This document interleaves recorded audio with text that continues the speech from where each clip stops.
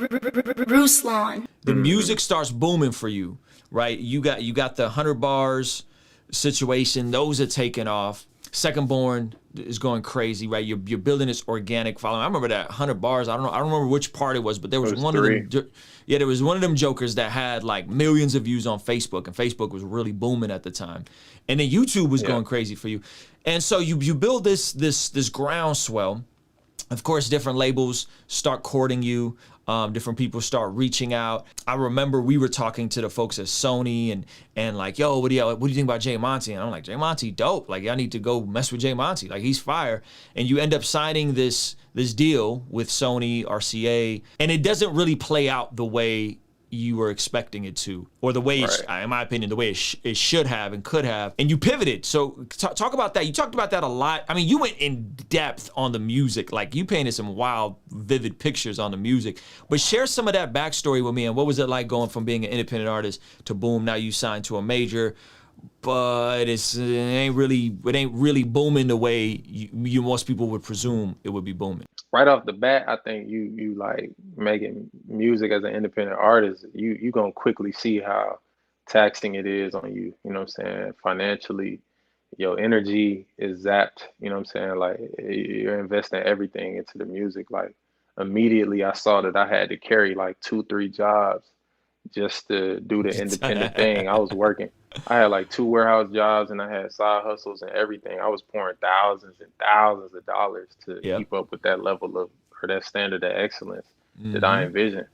And then, you know what I'm saying? So like on top of that, like, you know, I had a really young family, you know, a newborn child and a young marriage, you know what I'm saying? And I was like struggling with trying to get my family members to believe that I was doing something sustainable and worthwhile. So like, I was caught in I was in a vulnerable place, you know what I'm saying? A label hits you up, like Sony is big as Sony, and your immediate thought is you just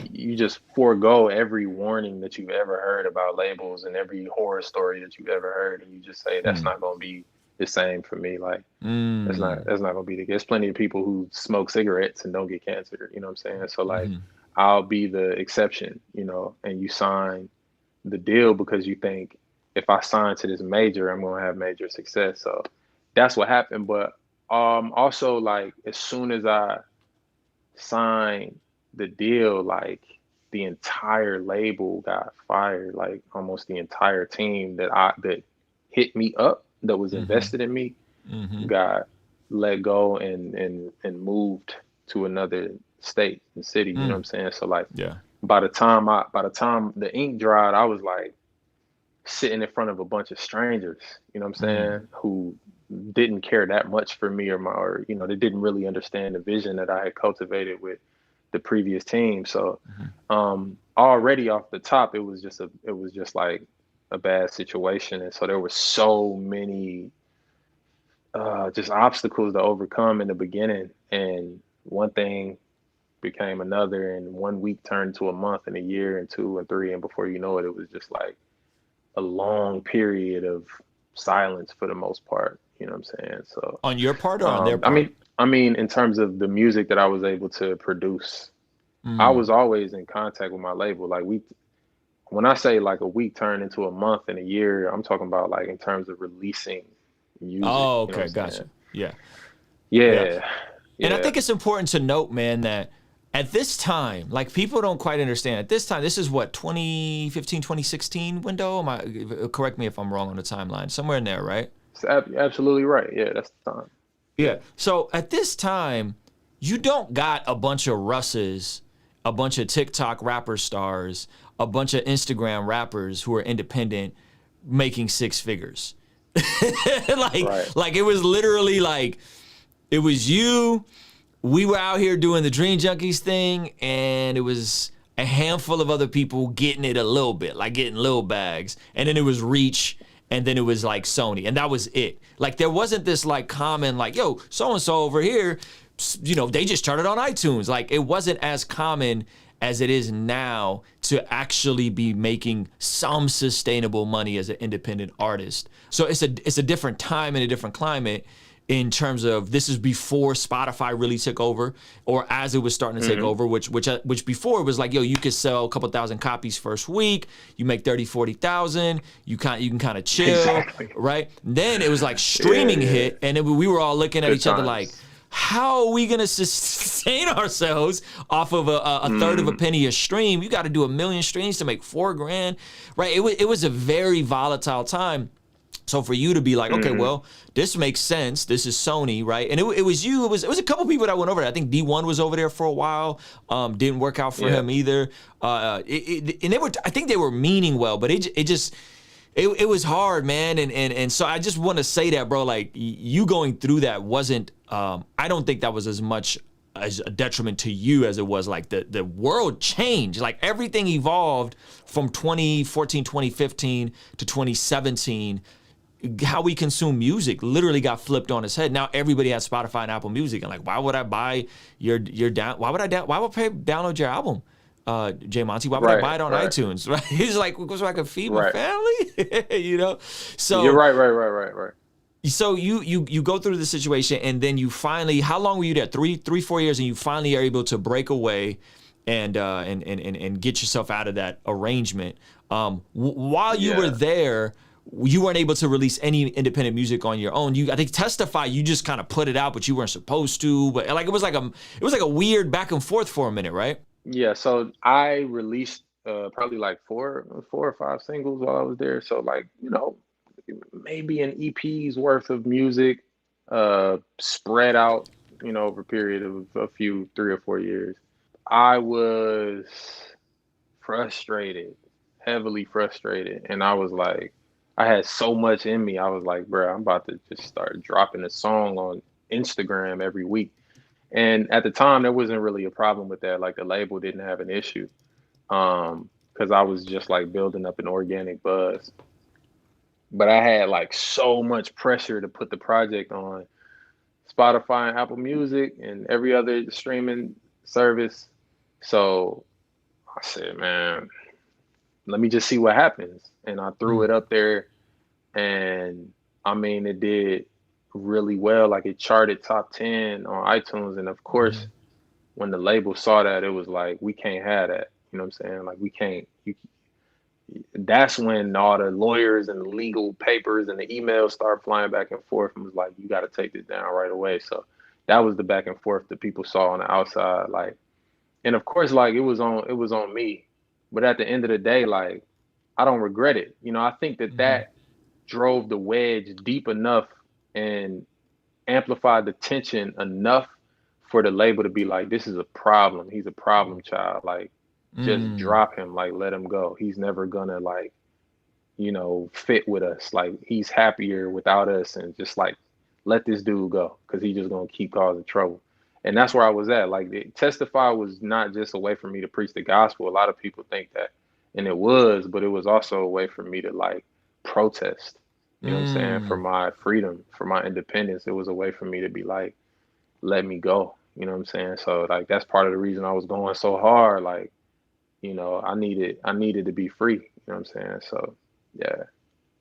So on the song "Free Me," which, by the way, I pulled up the lyrics right here, man, and this record is insane. I think that, again, bro, I feel like I'm telling you this stuff to your face so that you know how much I really enjoy the music. But some of these records, concept records, how emotional, how vividly you paint pictures. I've ranted about you for like 30 minutes on our Fan Love Friday stream in terms of just your ability to blend cadences, melodies, and vivid imagery in these lyrics. On the song, you talked about trying to hit your dog up. He like, what you mean, where RCA at? So you hit your A&R and play your card to finesse you a payment. But he said you spent all your budget on beats, recording arrangements, and lake trips and plane tickets. I'm thinking, well, don't take it from Sony. I know I ain't famous, but you hear my son in the background screaming, and you know what his name is. That's Cairo, my baby boy, my angel. I swear I'll get dangerous. I was thinking about hitting the Riverside Dale streets with the heat, leaving somebody brainless. Then I thought about how that would destroy the Riverdale streets. That's what I say. Riverdale. My bad. Then I thought about how that would destroy the whole testimony I've been out here proclaiming. How did it get to that situation? How did it get to the situation where you know, the things slow down with the music, your marriage is suffering, and it sounds like you just hit rock bottom in the middle of what was supposed to be a come up for you. I think we have at that point we had recorded an album's worth of music, traveled, but it was mostly songs that I didn't like, that I was kind of like forced to make, producers that I didn't really want to work with. Like when you're in a label situation, you're dealing now with the politics. It's not just like your creative vision, especially when you're a small fish. Like, you know, you have a budget. You sign to a label and you have a budget, and that's money that people with their own agendas at the label have an agenda for. They have purposes that they want to use that money for. Maybe they can't put that money in their pocket directly, but they can use money from your budget to do favors for other people that will eventually benefit them in their individual agenda. And so you just don't see that or understand that until you get in that situation. So creatively, I would say I was very suppressed, and the agenda of certain pieces and players in my label overshadowed my creative vision.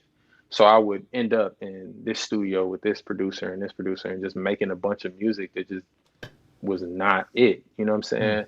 And complaining the whole time, like, y'all trying to make me into something I'm not. By the time the budget was depleted, you know what I'm saying? Like, there was no music really to show for it. So I was an artist that was no good for my label because I hadn't recouped anything. So, but yet and still, I can't just go work this certain job here and there because who knows when they gonna call on me. I just can't have a 9 to 5 like a normal person. You know what I'm saying? So there's a night where my wife at the time is driving home from, I don't know, wherever she was at, and like I think the tire blew on the highway, and you know, we had no money to fix the car, nothing. And I couldn't even take the one car we had to go to the store and maybe, you know what I'm saying? Like try and steal some formula. I couldn't do nothing, you know what I'm saying? So I was just like really stuck.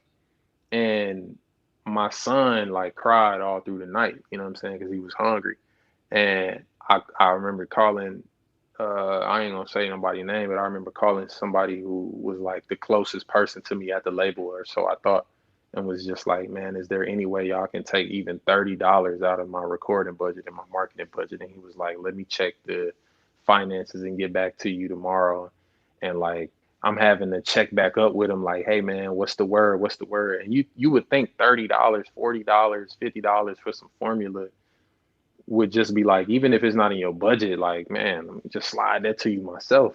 But I really was shocked by the response of a multi-million-dollar company, if not billion-dollar. I don't know what they got into what their pockets looking like, but I know they wealthy, and I know that they could spare $30. You know what I'm saying? Yeah. So I could feed my child. You know, you would think that, you know, I've invested my time and my creative in good faith into this company and this partnership that y'all would help see me through a hard time and a difficult time. But like the response was like, I'm sorry, man, your budget doesn't allow for that. You know what I'm saying? Like the finance department won't release funds for you. It was like a very